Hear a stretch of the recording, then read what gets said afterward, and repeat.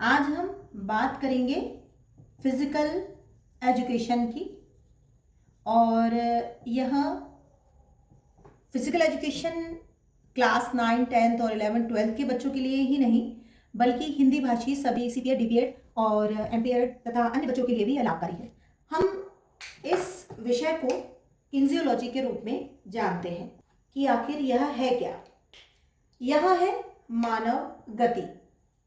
Physical education में काफ़ी importance है, काफ़ी उपयोग है। अगर हम सरल भाषा में जानें तो मनुष्य का शरीर कैसे चलता है, कौन से मांसपेशियां काम करती हैं, कौन सी हड्डियां सहारा देती हैं और गति कैसे उत्पन्न होती है, इन सब का अध्ययन हम किन्जियोलॉजी में करते हैं। उदाहरण के लिए हम दौड़ते कैसे हैं,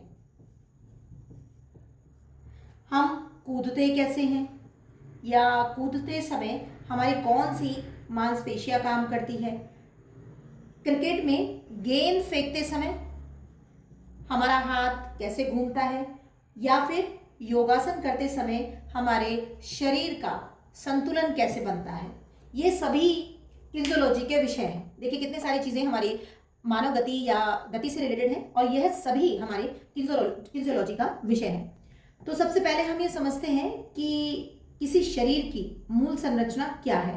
हमारे पास है हड्डी, बोन, मांसपेशियां, इसे हम इंग्लिश में कहेंगे मसल्स, और फिर जोड़, जिसे हम जॉइंट्स कहेंगे। अगर हम प्रमुख हड्डियों को अगर हम देखें तो इसमें खोपड़ी है, स्कल,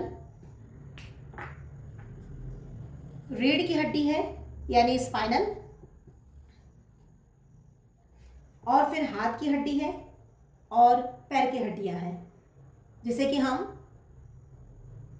पैरों और हाथों की हड्डियों के रूप में जानते हैं। शरीर की अगर हम मुख्य मांसपेशियों की बात करें, मसल्स की बात करें, तो ये बाइसेप्स हैं, ट्राइसेप्स हैं, क्वाड्रिसेप्स हैं और हैमस्ट्रिंग्स हैं। और अगर हम गतिविधि की बात करते हैं तो जब हम कहते हैं हाथ मोड़ो या हाथ सीधा करो, तो हम यहाँ उनसे जान सकते हैं कि कौन सी मांसपेशी सिकुड़ी और कौन सी ढीली हुई। लेकिन मांसपेशी के साथ साथ जॉइंट्स और बोन भी इन्वॉल्व होती है।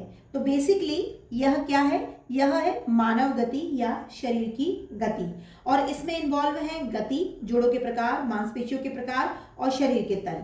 तो अब हम बात अगर हम करते हैं कि कहीं पर हमको चलना है या फिर दौड़ना है या फिर हमें बैठना है या फिर उठना है, तो यह सब मानव गति से संबंधित है।